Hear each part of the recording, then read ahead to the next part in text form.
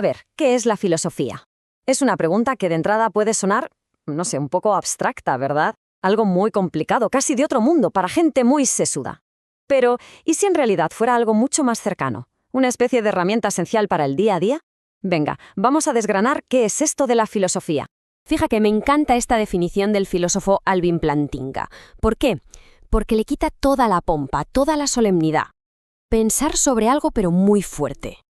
Es que en el fondo la filosofía es exactamente eso, es coger la razón, nuestra capacidad de pensar y llevarla hasta el extremo, de una forma radical, sin dar nada por sentado. Es tomar una pregunta de esas que importan y no soltarla, ir hasta el final.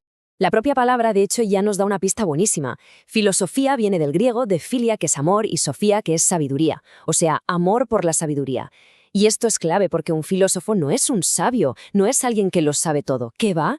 Es un amante de la sabiduría. Es alguien que la busca, que la persigue, sabiendo que es un viaje que en realidad nunca termina. Bien, para entenderla mejor, en lugar de verla como una sola cosa, podemos imaginar la filosofía como una increíble caja de herramientas. Una caja que nos sirve para enfrentarnos a las preguntas más grandes que se nos pueden ocurrir. Y cada una de estas herramientas es, en realidad, una de sus ramas principales. Empezamos por la que quizá suena más abstracta, la metafísica. Esta es la rama que se atreve con las cuestiones más bestias, ¿no? Las más fundamentales sobre la existencia. Aquí es donde se pregunta, ¿de qué está hecho todo esto? El universo. ¿Qué significa ser algo? ¿El tiempo y el espacio son reales o son una ilusión? En definitiva, lo que intenta es pillar la estructura última de la realidad. Y si la metafísica se pregunta qué es real, la epistemología se mete con algo que solemos dar por hecho, el propio conocimiento. Se para a pensar y dice, un momento, ¿cómo sabemos lo que sabemos? ¿De dónde viene lo que conocemos? ¿De la experiencia, de nuestros sentidos, o nace de la razón pura? Es la que investiga qué hace que una creencia sea, de verdad, conocimiento justificado. Aquí la cosa se vuelve súper práctica. La ética, o filosofía moral, se encarga de analizar qué está bien y qué está mal. Nos pone delante de dilemas muy complejos, como los que se ven en el famoso problema del tranvía, y nos obliga a mirar con lupa las normas y los valores de nuestra sociedad, a preguntarnos si de verdad son los correctos. Y claro, para que todo este edificio de pensamiento no se venga abajo, necesitamos la lógica. La lógica es, por así decirlo, el esqueleto de un buen razonamiento. Nos da las reglas del juego para construir argumentos que sean sólidos, que sean coherentes. Es la que nos enseña a distinguir un buen argumento de una falacia. Vamos, que nos ayuda a pensar con rigor y con claridad.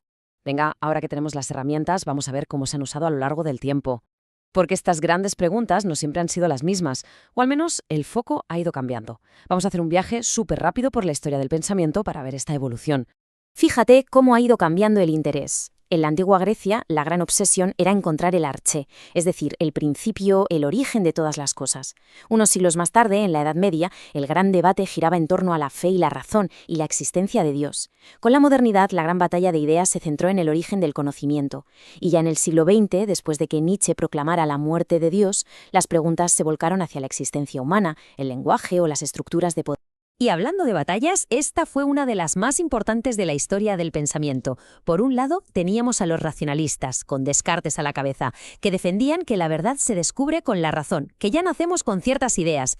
Y en la otra esquina, los empiristas, como Locke, que decían, ¿qué va? Nacemos como una hoja en blanco, una tabula rasa, y todo lo que sabemos viene de la experiencia, de lo que vemos y tocamos. ¿Razón o experiencia? Ese fue el gran combate. Vale, después de todo este viaje volvemos a la pregunta del millón.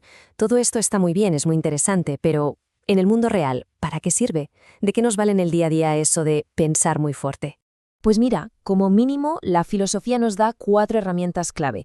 Primero, nos pone una especie de lente crítica para no tragarnos las cosas sin más, para cuestionarlo todo.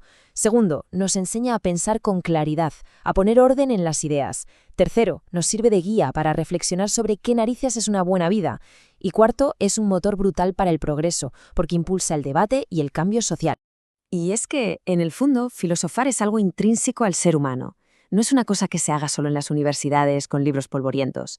El simple hecho de cuestionar el mundo, de buscarle un sentido a la vida o de analizar lo que creemos, eso es una actividad humana, tan natural y tan necesaria como respirar. Los filósofos griegos decían que todo empieza con el asombro, con esa capacidad de maravillarse, de quedarse boquiabierto ante lo que damos por supuesto cada día. La filosofía arranca justo ahí, en el momento en que dejamos de aceptar el mundo tal cual y empezamos a preguntar, ¿y esto por qué es así? Así que la pregunta que queda en el aire es, ¿qué es lo que despierta el asombro en cada cual? Porque justo ahí, en esa chispa, es donde empieza la verdadera filosofía.